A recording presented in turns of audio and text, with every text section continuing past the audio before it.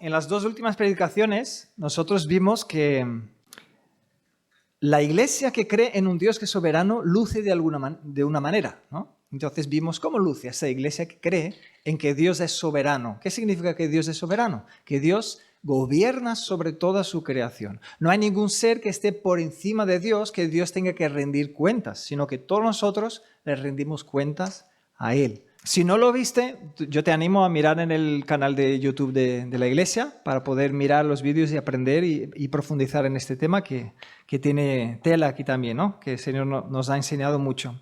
Ahora, hoy vamos a seguir con nuestra serie de predicación que es Hasta lo último de la tierra, el título que le dimos, porque está fundamentada en el libro de Hechos de la Biblia, que es cuando Cristo dio esta palabra a los discípulos. Dijo, recibiréis poder y seréis mis testigos, ¿no? Tanto en Jerusalén como en Judea, como en Samaria y hasta lo último de la tierra. Entonces vimos que Dios para nosotros tiene un diseño, como cristianos, como personas que seguimos a Cristo, tiene un diseño. ¿Y cuál es este diseño?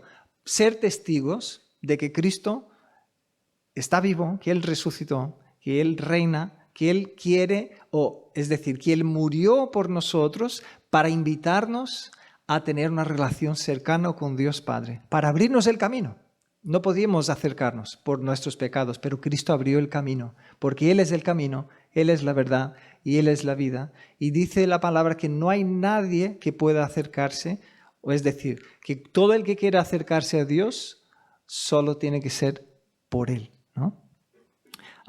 Entonces, hoy seguimos con esta serie de predicaciones que habla de ir hasta lo último de la tierra. Nos va dando un diseño mientras vamos observando cómo actuaba la iglesia del primer siglo, ¿no? Cómo actuaba la iglesia que eran los discípulos que estuvieron caminando con Cristo aquí en la tierra, y podemos aprender de ellos, podemos aprender de sus aciertos y de sus errores, ¿no? Y la predicación de hoy la he llamado Obedecer tiene un costo. Obedecer tiene un costo. Y bueno, para ello, abre tu Biblia en Hechos capítulo 5, vamos a leer a partir del versículo 12. Pero antes de leerlo, vamos a orar entendiendo toda esta importancia, ¿no?, de la palabra de Dios. Vamos a orar. Dios, te damos gracias por tu palabra. Gracias porque hoy tenemos acceso a ella. Gracias por la vida de todos aquellos que entregaron sus vidas para que pudiésemos tener tu palabra en nuestras manos, Señor.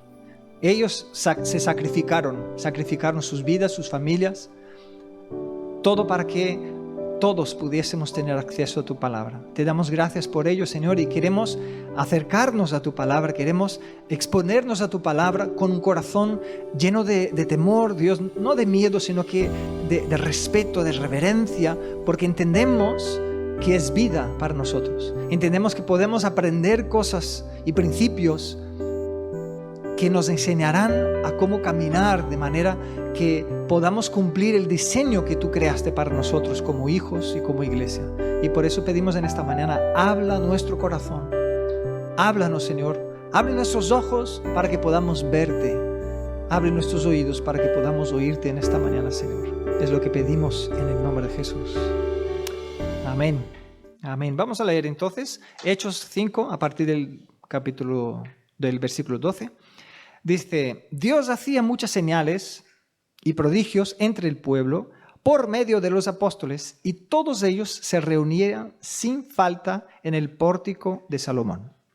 Ninguno del pueblo se atrevía a juntarse con ellos, aunque el pueblo los elogiaba mucho. Los hombres y mujeres que creían en el Señor iban aumentando en número, y en sus camas y lechos sacaban a los enfermos a la calle, para que al pasar Pedro por lo menos su sombra cayera sobre alguno de ellos. Aún de las ciudades vecinas venían muchos a Jerusalén y traían a sus enfermos y a los atormentados por espíritus inmundos, y todos eran sanados. El sumo sacerdote y todos los que estaban de su parte, es decir, los de la secta de los saduceos reaccionaron llenos de celos y aprehendieron a los apóstoles y los echaron a la cárcel del pueblo. Pero en la noche un ángel del Señor llegó y abrió las puertas de la cárcel.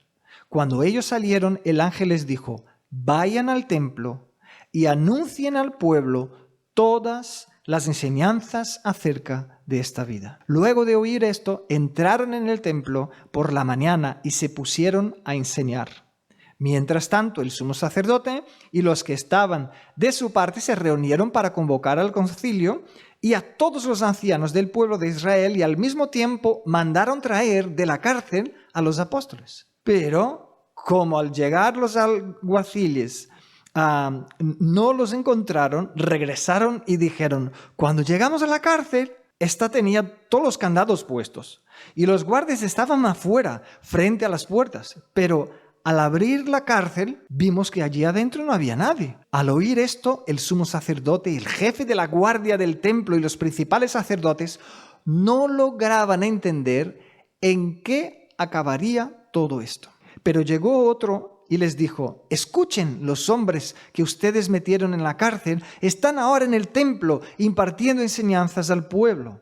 Entonces el jefe de la guardia se fue con los alguaciles y los aprehendió, aunque sin violencia, porque temían que el pueblo los apedreara.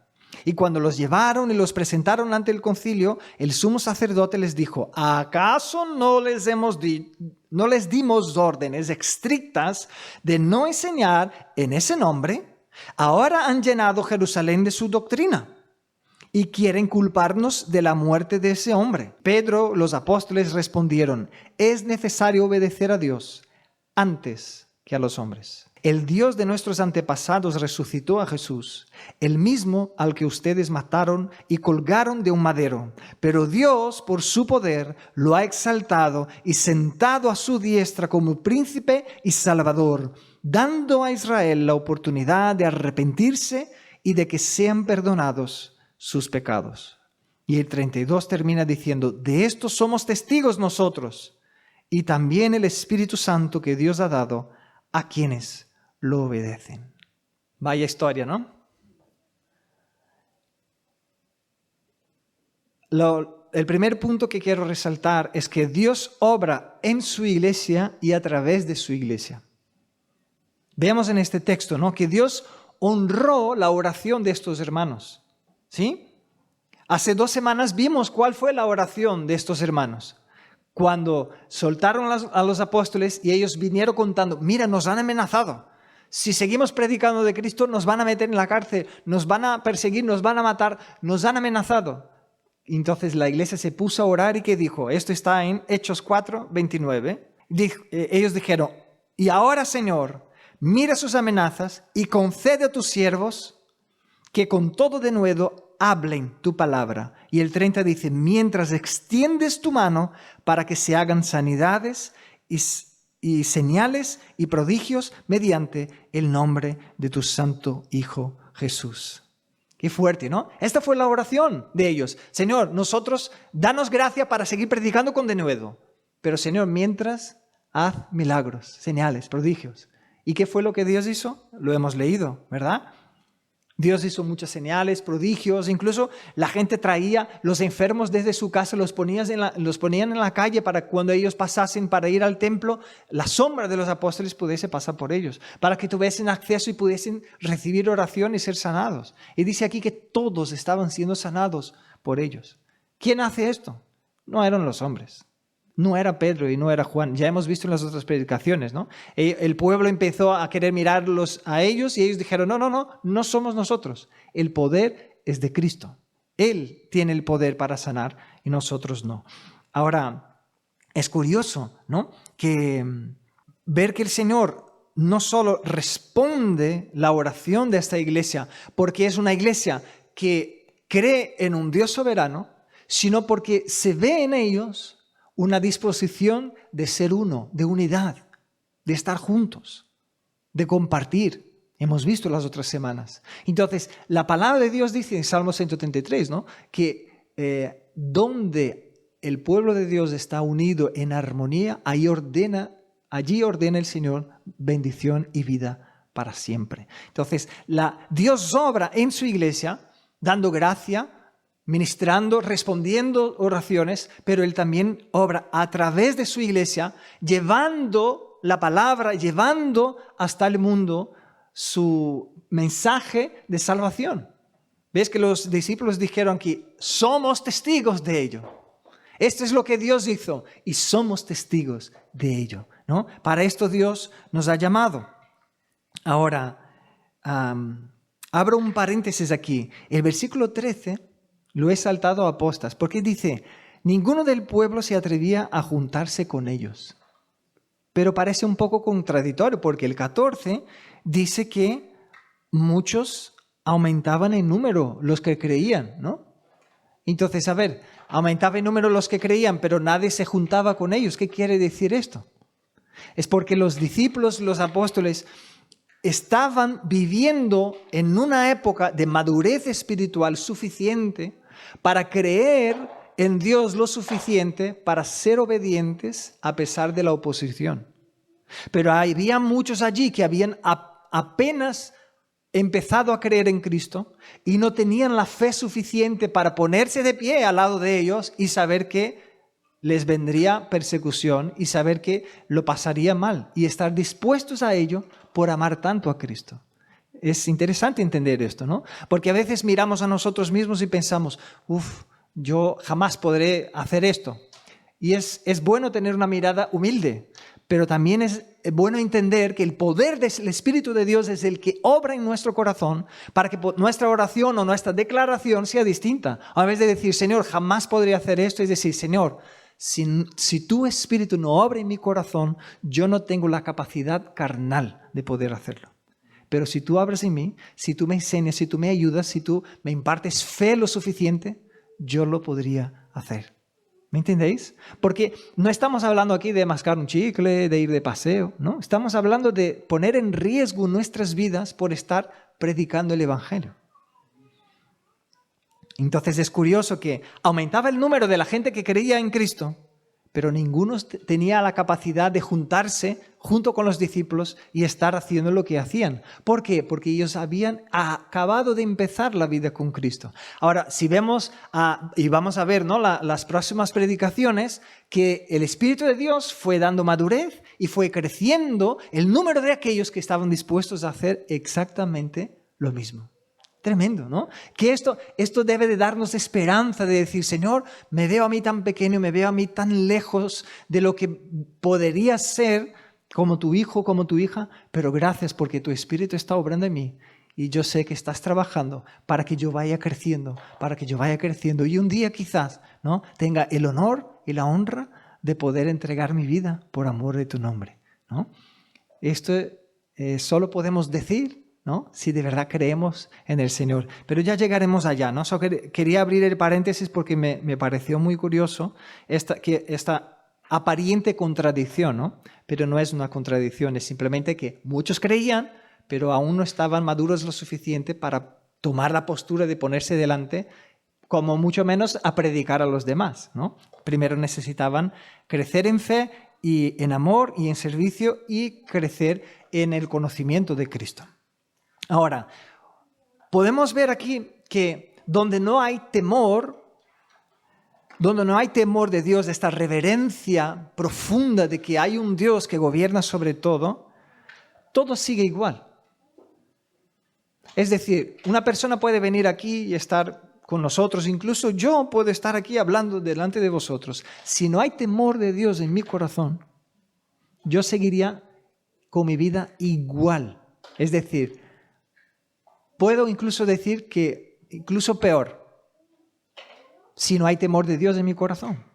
Entonces, no nos sirve, o la vida cristiana no está hecha para que nosotros nos reunamos un domingo en la mañana y bueno, ya tengo allí, ¿no?, el checklist con Dios, ya está hecho, ¿no? No, la vida cristiana es una relación con Dios, es una relación diaria, desde que nos levantamos hasta que nos vamos a acostar. Es un cambio de vida, es un cambio de pensamiento, es un cambio de estilo de vida. Ahora el estilo de vida, yo no busco de, cómo hacían mis padres, cómo se hace en mi país, es cómo hace la gente. No, ahora mi estilo de vida es mirar en la Biblia a ver qué Dios dice sobre aquello. Entonces yo lo voy a hacer porque me sujeto a lo que Él dice, ¿no? Ya vamos a profundizar más en ello, pero quería solo enfocar que aquellos que acababan de entregar la vida a Cristo no podían rendirse o ponerse de pie junto con los apóstoles porque aún no tenían el temor que ellos tenían en el corazón por el conocimiento que ellos tenían de Dios.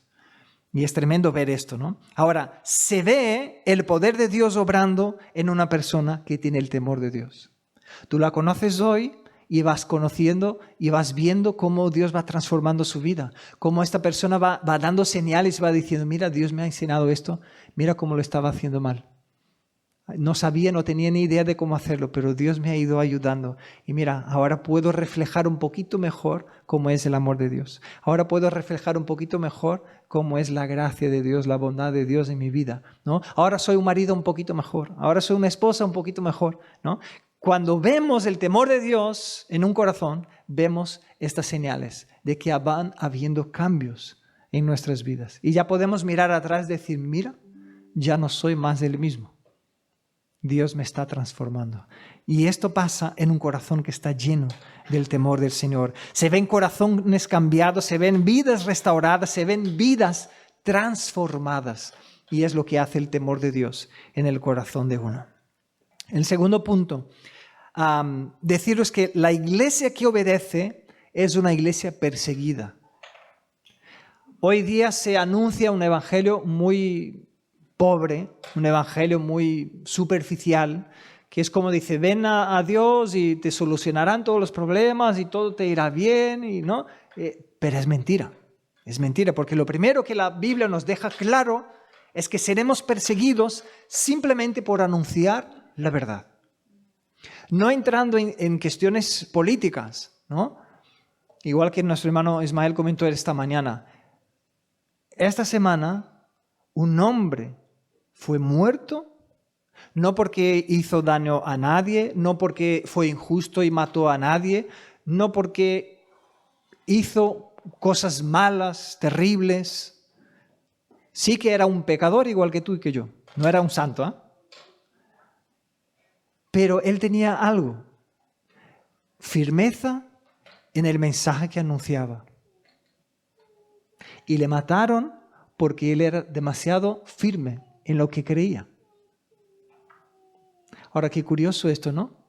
Simplemente que una persona crea que tiene el derecho de quitar la vida de una persona simplemente porque cree de manera distinta. ¿Ves cómo el ser humano y la humanidad en general está deshumanizando el ser humano? Está quitando del ser humano lo que explicaba nuestra hermana esta mañana de haber sido hecho a la imagen de Dios. El pecado en el corazón del hombre está haciendo que incluso el hombre dé más valor a las bestias, a los animales, que al mismo ser humano. ¿Sabe que hoy te puedes ir a la cárcel por destruir algún huevo de algún animal, de alguna ave, ¿no? Pero si vas y abortas, está bien, no hay ningún problema. Pero el bebé no sería como un bichito en el vientre de su madre, ¿no? Es una incongruencia, pero el mundo está así. Y necesitamos entender que cuando nosotros buscamos alinear nuestras vidas con el mensaje que trae el Evangelio, el mundo no va a estar contento de escuchar lo que tenemos que decir, porque es duro. A nosotros también nos ha sido duro, ¿no? Escuchar que somos pecadores, escuchar que fallamos, escuchar que por nuestras propias fuerzas no podemos estar delante de Dios, sino que necesitamos a un intermediario, ¿no? Todos queremos decir que nos valemos por nosotros mismos, ¿no? No, tranquilo, ya lo arreglo yo, ¿no? Nos gusta sentirnos capaces, pero en el tema de la salvación, la Biblia nos deja claro que solo hay una manera, y es a través de Cristo Jesús. Y este mensaje confronta totalmente el mensaje del mundo, que es hazlo por ti mismo, conquístalo tú mismo, ¿no? Tú vales, tú sirves. Hace con que nos enfoquemos en nosotros mismos y perdemos el mensaje principal de Dios, que en el tema de la salvación aquí nadie puede llegar. Sí que es verdad que necesitamos ser responsables y hacerlo. Claro, ¿no? Si tú te quedas tumbado en la cama, no te van a salir músculos así, ¿no? Vas a quedar... No, olvídatelo, ¿no? Igual que estos aparatos que anuncian y uno se queda sentado y haciendo así, dice, mira, esto te producirán... Mentira. No, esto hace con que uno se quede engañado y gaste su dinero por nada. Necesitamos trabajar. Hay cosas que son responsabilidad nuestra, pero en lo que dice de la salvación, el Señor nos dice en la palabra, mira a Cristo.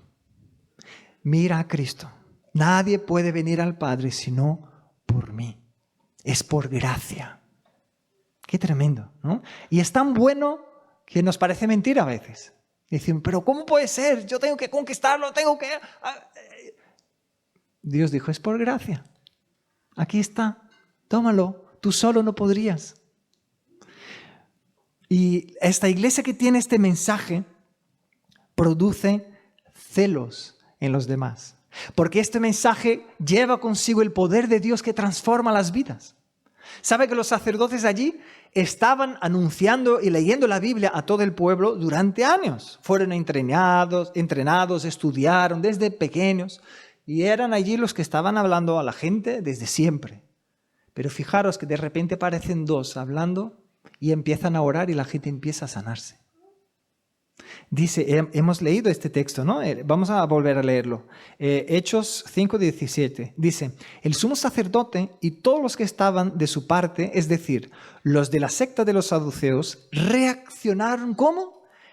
Llenos de celos. Y aprendieron a los apóstoles y los echaron a la cárcel del pueblo. Se llenaron de celos. Los que estaban anunciando de Dios, los que estaban anunciando que hay que seguir a Dios, que hay que servir a Dios, se llenaron de celos por ver que otros podían hacer algo que ellos no podían hacer. Y en vez de sumar y aprender de ellos, no, se llenaron de celos. Y es lo que pasa a un corazón que está lejos de Dios.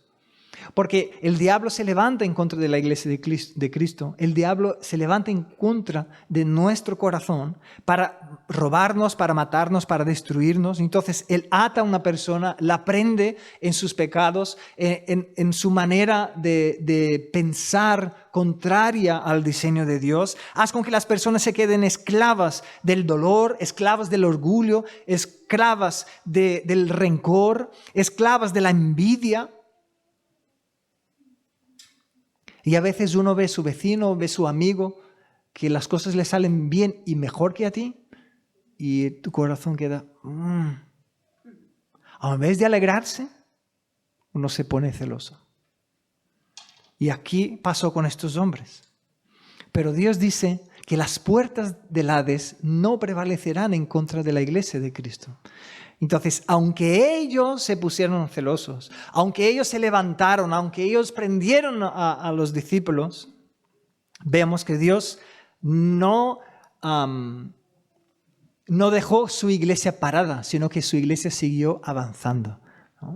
No sé si habéis visto la declaración de la esposa de Charlie Kirk, no sé cómo se pronuncia esto. Ella dijo, si los que le habéis matado a mi marido pensáis que el mensaje que él llevaba va a parar, estáis equivocados. Porque el mensaje ahora retumbará aún más fuerte. Qué fortaleza, ¿no? Para decir después de 3 o 4 días de su marido haber sido matado. Pero porque ella entiende esta verdad. Aunque nos maten, aunque nos persigan, aunque nos prendan, la palabra de Dios no parará, la iglesia de Dios no parará porque estamos anunciando la verdad. El punto 3 es que en la tribulación es donde Dios muestra su poder. Dios nunca nos prometió un viaje sin dificultades, mas un final sublime. Yo intenté encontrar quién dijo esta frase y no lo he encontrado. Pero yo vi otras versiones que decía, Dios nunca nos ha prometido un viaje sin turbulencias, sino un aterrizaje seguro. Que es, Dios nunca nos prometió que en nuestra vida, siguiendo a Él como sus discípulos, no tendríamos ningún problema, sino que Él prometió que los que siguen a Él, entonces un día Él vendrá a buscar y está preparando una morada para que en toda la eternidad estemos por fin en paz con Él. Donde toda lágrima será secada, donde ya no habrá llanto, ya no habrá dolor, ya no habrá tristeza. Es tremendo esto, ¿no? Entonces Dios muestra su poder en medio de la tribulación. Vamos a volver a leer Hechos 5:19. Dice, pero en la noche un ángel del Señor llegó y abrió las puertas de la cárcel. Y fuerte, ¿no? Fue tan sobrenatural que se espantaron, dijeron, pero hemos ido allí, están todos, los candados puestos, los guardias allí, pero no hay nadie dentro. ¿Qué ha pasado aquí? Es cierto todo lo que he dicho antes, ¿no? Que el diablo intenta atar a uno, intenta esclavizar a uno, pero la verdad es que Cristo vino a traer vida y vida abundante. He venido para que tengan vida y para que la tengan en abundancia, Cristo dijo. Entonces, aunque el diablo quiera prendernos, atarnos y hacer todo esto, Dios ha enviado a Cristo para que tengamos vida en Él. Ya no hace falta vivir como esclavos, ya no hace falta estar atados con el dolor, atados, presos al rencor, presos a la envidia, sino que podemos ser libres en Cristo Jesús. Y si no estuviésemos presos, es decir, si nunca llegases a estar preso en una cárcel por predicar a Cristo, nunca podrías experimentar qué es ser liberado de la cárcel por Dios. Y tú puedes decirme, pero pastor, no todos los discípulos fueron liberados de la cárcel. Es verdad, pero ellos sí experimentaron qué es ser suplido en Dios, de tal manera de no solo tener gozo en Dios estando en la cárcel, sino también escribir cartas y bendecir a personas en todo el mundo, incluso hasta el día de hoy aprendemos de sus escritos. Entonces, aunque sus manos estaban atadas, la palabra de Dios siguió. Es tremendo esto, ¿verdad? Aunque ellos no tenían cómo salir de las cuatro paredes, la palabra de Dios y la obra que Dios hizo en sus vidas traspasó las paredes y traspasó los siglos y los años. Y hoy día aprendemos de sus escritos. Es tremendo, ¿no? ¿A cuántos les gustaría, gente que nunca estuvo en la cárcel, a cuántos les gustaría tener escritos que puedan impactar a todo el mundo, ¿no? Y Dios les dio esta gracia. Entonces esto significa que aunque pudieses llegar a estar en la cárcel, la obra de Dios en tu vida seguiría, continuaría. No me acuerdo quién contó este testimonio esta semana, pero os diré el testimonio. Fue de un hermano que estaba en la cárcel y su mujer ya no tenía noticias de él. Y entonces, cuando pudo hablar con ella, él la llamó de un teléfono desde la cárcel y le dijo, cariño, no puedo hablar mucho, que solo tengo un minuto, pero dile a la iglesia que ore para que el Señor me dé gracia para predicar aquí en la cárcel, porque la gente está entregando la vida a Cristo. Él dijo, no, cariño, quiero que vengas a casa. Él dijo, no ores para que yo vuelva. Por favor, pida al Señor que me dé por lo menos 1 año en la cárcel, porque yo estoy hablando de Cristo y la gente se está entregando, la gente se está convirtiendo. Y me pone la piel de gallina, porque ¿quién va a pedir, hermanos, para estar en la cárcel? Pero él fue en este viaje misionero con el objetivo de llevar a Cristo. Y él estaba logrando su objetivo. Era todo lo que él quería. Entonces, aunque él estaba preso, Dios estaba obrando a través de su vida y haciendo que él pudiese servir y ser testigo allí donde estaba. ¡Qué tremendo!, ¿no? Entonces, vemos que Dios obra en las tribulaciones. Los misioneros en el campo muchas veces pasan hambre, pero también tienen muchas experiencias de la provisión sobrenatural de Dios. Si tú no llegas a necesitar una provisión sobrenatural de Dios, nunca probarás cómo es. Si tú nunca llegas a estar enfermo, nunca podrás probar qué es ser sanado por Dios.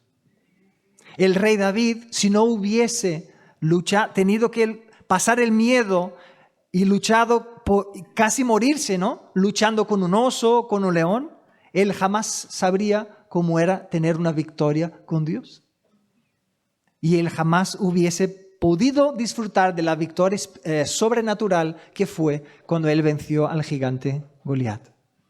Entonces, hermanos, yo sé que no es fácil estar escuchando de tribulación, ¿no? De persecución, pero recordad que Dios obra en nuestras vidas en medio de la tribulación, en medio de la dificultad. Y por eso viene el siguiente punto, es que Dios no nos libra de las tribulaciones. Hechos 5:20 dice, ¿cuál fue el mensaje del ángel a ellos? Hechos 5:20. El ángel les dijo, vayan al templo y anuncien al pueblo todas las enseñanzas acerca de esta vida. A ver, espera. ¿Es un ángel o es un enviado del infierno? Porque nos acaban de prender, nos acaban de poner en la cárcel, porque hemos estado predicando en el templo y viene un ángel y nos dice que salgamos y vayamos a predicar en el templo.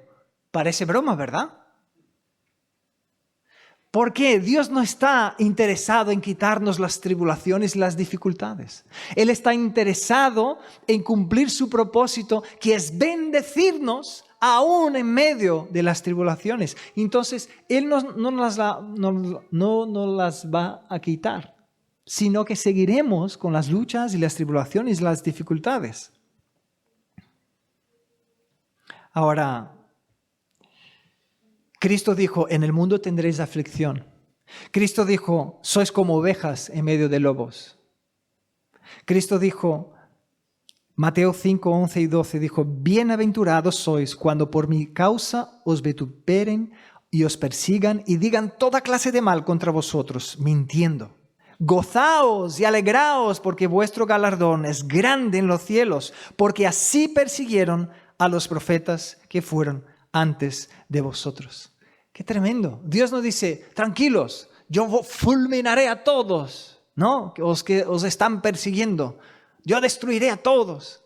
Porque así Dios nos está demostrando su misericordia, su bondad, su amor. Dios siempre opera trabajando en todos sus atributos. Él no deja de ser una cosa para ser la otra. Dios nos fortalece para que seamos de fortaleza a otros. Dios no nos consuela para que con el mismo consuelo que recibimos también podamos consolar a otros. Ahora, ¿quién recibe consuelo, hermanos? Si no es el que llora y está triste y pasa por dificultades. Él nos sostiene para que nosotros seamos instrumentos para sostener a otros también. Él nos cuida para que nosotros también podamos cuidar a otros. Y todo esto solo podemos experimentar dentro de las aflicciones de este mundo, dentro de las tribulaciones. Si no, ya estaríamos en el cielo, ¿no?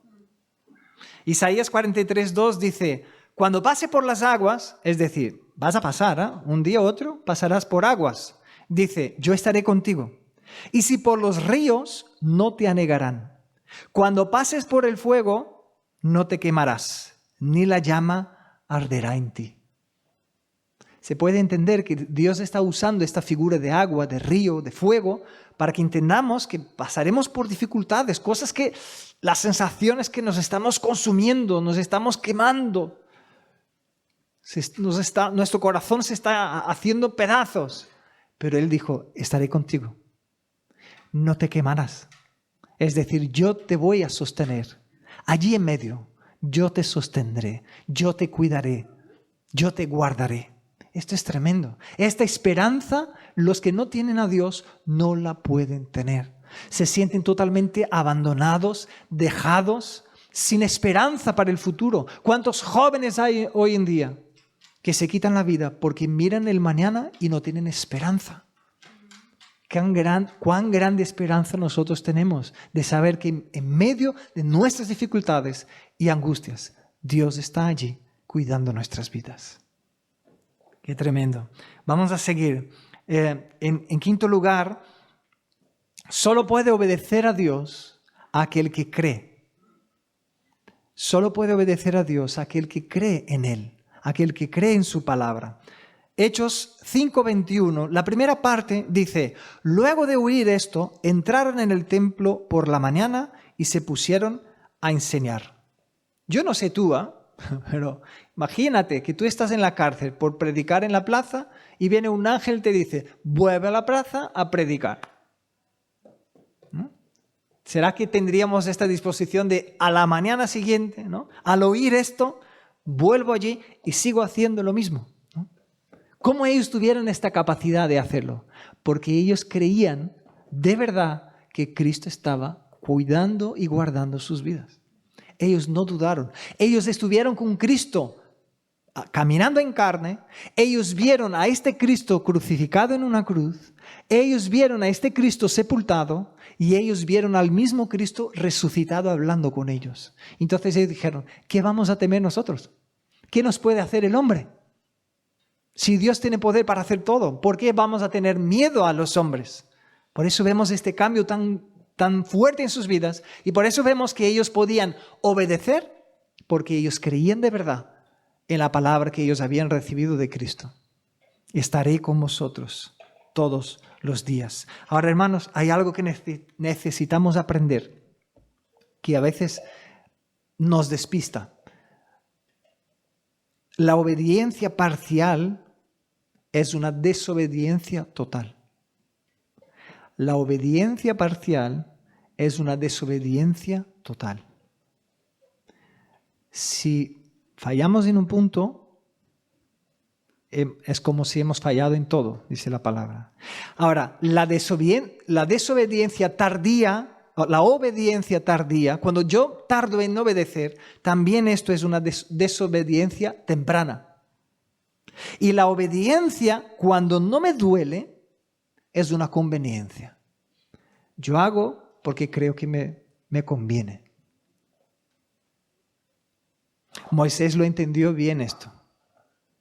Moisés nació, fue entregado para ser cuidado por la hija de Faraón, creció allí, fue usado por Dios para liberar al pueblo, hizo señales, ¿no? Su vara se convirtió en una serpiente, luego volvió a ser una vara, habló y vinieron las plagas, caminó por el desierto con el pueblo, tocó el mar se abrió. Quiere decir, ¿cuántas cosas él pudo hacer en nombre de Dios, siendo un instrumento usado en las manos de Dios para liberar al pueblo? Pero hubo una vez que el Señor le dijo: pega la roca para que salga agua para el pueblo, y él la pegó. Pero hubo una otra vez que Dios dijo: habla a la roca. Y él estaba enojado, hermanos, y él la pegó. ¿Y sabe qué Dios le dijo? Tú no vas a entrar en la tierra prometida que mis hijos están yendo a entrar. Ay, pero qué tan duro que fue Dios, ¿no? Con él, pobrecito, si solo una cosita de tantas cosas que hizo en su vida. Nosotros pensamos así, ¿verdad? Pero en realidad él fue desobediente a Dios. Y él merecía entender que con Dios no se juega. Y él no pudo entrar en la tierra prometida. La vio de lejos, dice la palabra, porque desobedeció el Señor. Entonces, no nos engañemos pensando que una obediencia parcial puedes pasar allí. Bueno, es como si voy a hacer de lo mío, ¿no? A ver si colo, si Dios no lo nota, ¿no? Tenemos la tendencia, ¿no?, a querer hacer así en el trato con los demás, pero con Dios dice la palabra que nadie se burla de Dios. Todo lo que sembremos vamos a cosechar. Nuestra desobediencia, por más pequeña que parezca, es una evidencia de nuestra rebelión contra Dios. Cuando nosotros decidimos desobedecer algo que sabemos que Dios nos dijo, estamos diciendo: lo que tú me digas, Dios, no es válido para mí. Yo sé lo que sí es bueno. Entonces es una rebelión total a lo que Dios nos dice.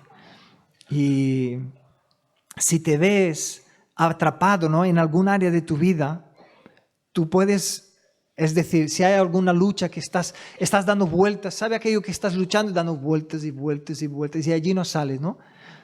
Seguramente es un área donde no estás dejando que Cristo reine en tu corazón.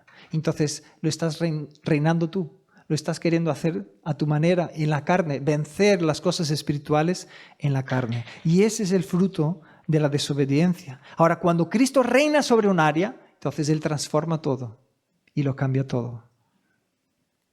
Y esto es fruto de un corazón que se rindió, un corazón que dijo: Dios, entiendo que yo no puedo sin ti, ayúdame.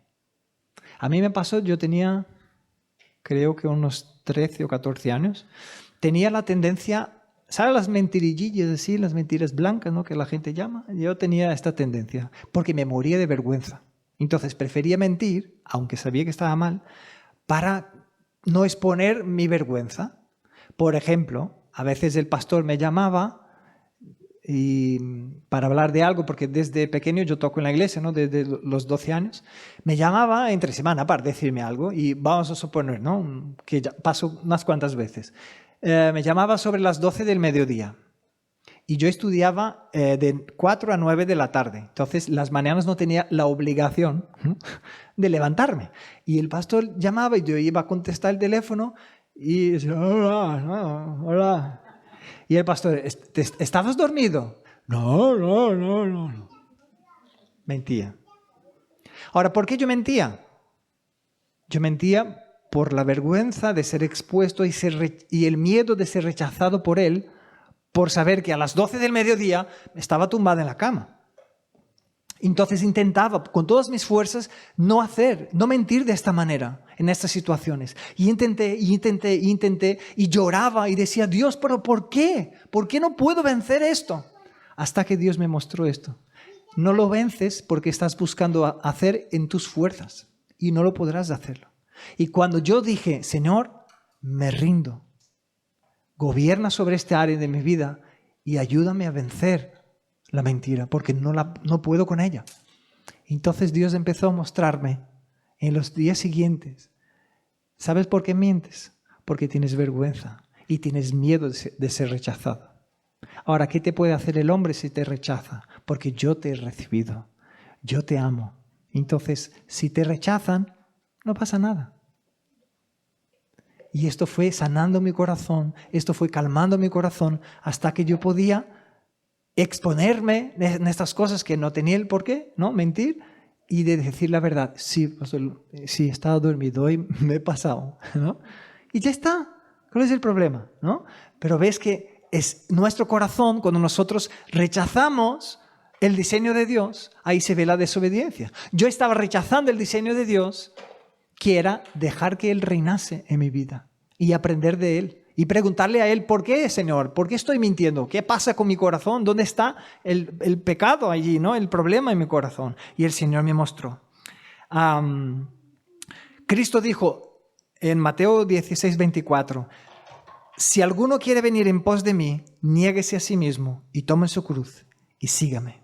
Entonces, solo podemos seguir a Cristo, solo podemos obedecer a Dios, aquel que rinde su corazón porque cree en Dios. Entonces, primero es creer. Tú crees en Cristo Jesús y luego rindes tu corazón porque crees que Él murió en tu lugar para darte salvación. Y esta actitud de estar dispuesto a rendirse es lo que cambia todo. Cambia toda tu vida, cambia toda una historia de una familia, cambia toda una historia de un corazón que estaba roto y va siendo restaurado por el Señor. Entonces, desobedece a aquel que se ama más a sí mismo. Un corazón rebelde desobedece. Un corazón que es autosuficiente desobedece. Y un corazón orgulloso desobedece. Y la manera de vencerlo es aprendiendo a crecer en fe. Cuanto más crees en el amor de Dios por ti, más seguro estarás de poder vencer a los pecados, porque aprenderás a descansar y a confiar en Él. Amén. Bueno, el siguiente punto es que los milagros de Dios confunden la sabiduría humana. Vamos a recordar qué pasó aquí, ¿no? El versículo 22 dice, pero como al llegar los alguaciles no los encontraron, regresaron y dijeron, cuando llegamos a la cárcel, esta tenía todos los candados puestos y los guardias estaban fuera, frente a las puertas, pero al abrir la cárcel vimos que allí dentro no había nadie. Y al oír esto, el sumo sacerdote, el jefe de la guardia del templo y los principales sacerdotes, ¿qué hicieron? No lograban entender en qué acabaría esto. Ahora, ¿cómo que en qué acabaría esto? ¿No sería más lógica la pregunta es, ¿cómo esto ha pasado? ¿Sí o no? Si uno ve, vale, hemos metido ahí en la cárcel, está todo cerrado, todos los guardias fuera. ¿Qué pasó de que estos hombres no están ahí dentro? ¿No sería una pregunta más lógica? Pero fijaros el cuestionamiento de ellos. No sabemos en qué va a dar esto. Se quedaron confundidos. Ahora, si querían saber en qué va a dar esto, solo preguntaron a los apóstoles, ¿no? Ellos dirían, mira, esto va a acabar en que estamos siendo testigos y anunciando la salvación que hay en Cristo Jesús. Y mucha gente será recibida en el cielo. Es en lo que acabará esto. Dios está levantando su iglesia en la tierra. Ahora, ellos no querían saber cómo fue lo que sucedió, porque si no sería otro milagro que ellos tenían que reconocer. Y no estaban dispuestos. Entonces ves cómo los milagros de Dios confunden la sabiduría humana. Uno no sabe ni cómo gestionarlo, ni cómo hacerlo. Y el último punto, para terminar, ellos siguieron firmes en obedecer al Señor. Siguieron firmes en obedecer al Señor. Ya hemos leído, ¿no? El versículo 21 que dice, luego de oír esto, entraron en el templo por la mañana y se pusieron a enseñar. Pero también vemos a partir del 27 cuál fue su respuesta a los sumos sacerdotes. ¿Cuál fue su respuesta a aquellos que tenían poder sobre sus vidas? Para prenderles, pero también para matarles, igual que hicieron con Cristo. Su respuesta en el versículo 27 fue, cuando los llevaron y los presentaron ante el concilio, el sumo sacerdote les dijo, ¿acaso no les dimos órdenes estrictas de no enseñar en ese nombre? Ahora han llenado a Jerusalén de su doctrina y quieren culparnos de la muerte de ese hombre. Y ahora la respuesta viene. Y Pedro y los apóstoles respondieron, es necesario obedecer a Dios antes que a los hombres. Es necesario obedecer a Dios antes que a los hombres. Y el 30 dice, y el Dios de nuestros antepasados resucitó a Jesús, el mismo que a ustedes mataron, el mismo al que ustedes mataron y colgaron en un madero. Pero Dios por su poder lo ha exaltado y sentado a su diestra como príncipe y salvador, dando a Israel la oportunidad de arrepentirse y de que sean perdonados sus pecados. Y de esto somos testigos. Somos testigos nosotros y también el Espíritu Santo que Dios ha dado a quienes lo obedecen. Siguieron siendo obedientes, hermanos. A pesar de la afrenta, a pesar de la persecución, a pesar de estar en una situación vulnerable delante de aquellas autoridades. Siguieron firmes, siendo obedientes. Ahora, un cristiano de verdad sabe que Dios nos mandó obedecer a los gobernantes, ¿sí? Entonces no es porque uno es cristiano y dice, no, yo no tengo que obedecer a nadie, va a ir rompiendo cosas por la calle, pasando los límites de velocidad. No, Cristo no nos llamó a la anarquía. Él dice, obedecer a vuestros gobernantes. Ahora hay un punto en la vida del cristiano en que los gobernantes pueden dar órdenes que están totalmente en contra de la voluntad de Dios. Puede ser que un gobernante llegue a dar levantar una ley o dar una orden que no va en contra es decir, no te manda a hacer lo contrario, pero te impide hacer lo que Cristo mandó hacer. Que era lo que estaba pasando aquí, ¿no? No habléis, no habléis. Y Cristo dijo, seréis mis testigos. ¿Veis la diferencia? No habléis, seréis mis testigos. Y ahora, ¿a quién obedezco yo? ¿A quién obedezco yo? Ellos siguieron firmes en ser obedientes al Señor. siguieron firmes. ¿Sabe? El diablo, el mundo, el sistema del mundo, las personas que no conocen de Dios, nos pueden hacer oposición, nos pueden detener o intentar detener, ¿no? Nos pueden prender, pero la palabra de Dios jamás es presa. La palabra de Dios jamás quedará presa. Y ellos entendieron esto y dijeron, vosotros podéis matar nuestro cuerpo, pero en Dios está nuestro espíritu. Nuestro espíritu está guardado en Dios. Entonces vamos a obedecer a aquel que manda sobre todo. Porque a Él debemos honra. Porque luego, cuando uno se muera, dice la Biblia que estaremos todos delante del trono de Dios y necesitaremos rendir cuentas. ¿Qué es lo que hemos hecho con nuestras vidas? Y dice, ninguno de los sacerdotes, de los alguaciles, de los que estáis aquí, tendremos que rendir cuentas en este lugar, sino que a nuestro Dios. Entonces, lo siento, pero nos importa obedecer a aquel que manda, de verdad, ¿no? Con esto termino. Dice una cita, es mejor 1 gramo de obediencia que 1 tonelada de oración. Es mejor 1 gramo de obediencia que 1 tonelada de oración.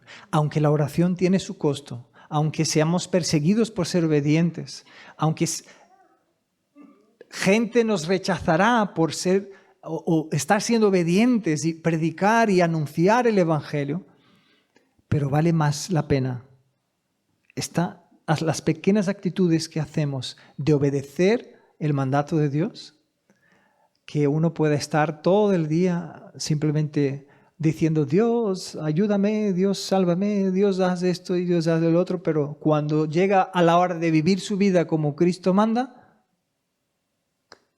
hace todo a su manera. No sirve de nada. Su fe es vacía. Vamos a estar de pie, vamos a hacer una oración. Dios Padre, te damos gracias por tu palabra. Gracias por en esta mañana hacernos ver que vivir contigo, servirte a ti, seguirte a ti, no es un cuento de hadas, Dios. Tú hablas de una realidad de vida. Nos dejaste claro que tendríamos tribulaciones, que seríamos perseguidos, tendríamos dificultades. Ya no solo la dificultad de vivir en un mundo caído que sufrimos consecuencias de nuestros pecados, sufrimos consecuencias de los pecados de los demás, pero además de esto, sufriríamos persecución simplemente por decir que solo hay salvación en Cristo Jesús. Pero no lo hemos inventado nosotros, Señor. Es tu palabra. Lo que sí en esta mañana reconocemos, Señor, es que a veces no estamos dispuestos a pagar el costo de la obediencia. No estamos dispuestos, Señor, a ser rechazados por los demás, y a veces a la hora de compartir omitimos cosas, aflojamos el mensaje, menospreciamos el precioso mensaje de tu Evangelio por miedo al rechazo, miedo a la persecución o miedo incluso a la muerte. Y sabemos, Señor, que por nosotros mismos no podemos tener este valor. Necesitamos que tu Espíritu obre en nuestro corazón y nos ayude, Señor. Aumenta nuestra fe. Ayúdanos a aprender de estos hermanos. Ayúdanos a aprender de su fe, Señor. A mirar su fe e imitarla. Y de ver que de la misma manera que tú fuiste con ellos, de la misma manera que tú les cuidaste a ellos, de la misma manera que tú honraste sus vidas y su actitud en obediencia, sellando sus vidas con señales, con prodigios, con maravillas, con sanidades, lo mismo harás en nuestras vidas, Señor. Suplirás y seguirás supliendo en todo lo que de verdad necesitamos para cumplir el propósito que tienes para con nosotros aquí en esta tierra. Pero Padre, clamamos como hijos. Ayúdanos a ser fieles, Señor, y a predicar tu palabra con denuedo. A avanzar e ir hasta lo último de la tierra, Señor. Hasta el último lugar que nos permitas ir mientras estemos vivos aquí en este mundo. Que seamos fieles, Señor, a este llamamiento tuyo. En el nombre de Jesucristo pedimos, Señor. Aún con los ojos cerrados, yo no sé si está aquí en esta mañana y no sé si por primera vez has escuchado sobre el Evangelio. Esta mañana has escuchado que Dios es el creador de todo, el que gobierna sobre todo. Y escuchaste que nosotros somos pecadores y no tenemos cómo por nosotros mismos acercarnos a Dios. Pero también has escuchado de que Cristo es el camino para acercarnos a Dios Padre. Y sabe, la conclusión del Evangelio es igual lo que hemos leído. Dios Padre lo hizo esto para dar oportunidad de arrepentimiento a Israel para que sean perdonados sus pecados.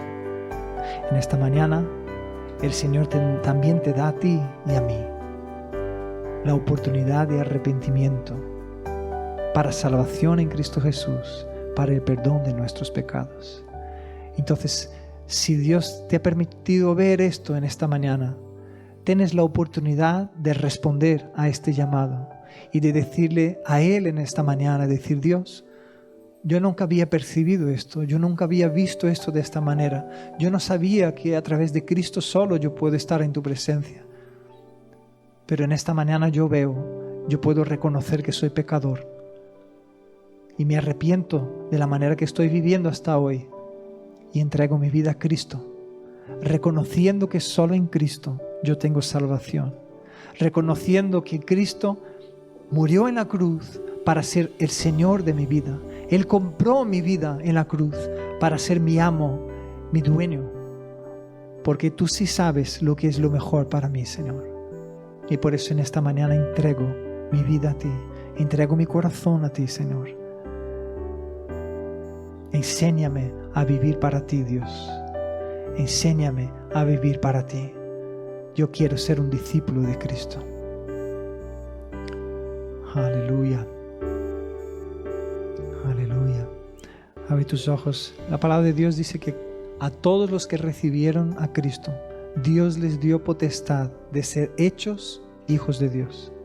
Si alguna vez tenías alguna duda de si tú eres hijo de Dios o no, si tú eres hija de Dios o no, y en esta mañana hiciste esta oración, reconociendo a Cristo como Señor, arrepintiéndote de tus pecados, la palabra dice que recibes, ahora mismo, recibiste poder de ser hecho hijo, recibiste poder de ser hecha hija, y de ahí nadie te puede sacar. Amén. Si has hecho esta oración por primera vez y quieres hablar conmigo, con el hermano Ismael o con el hermano David, si quieres compartir esto para que podamos orar por ti también, aquí estamos.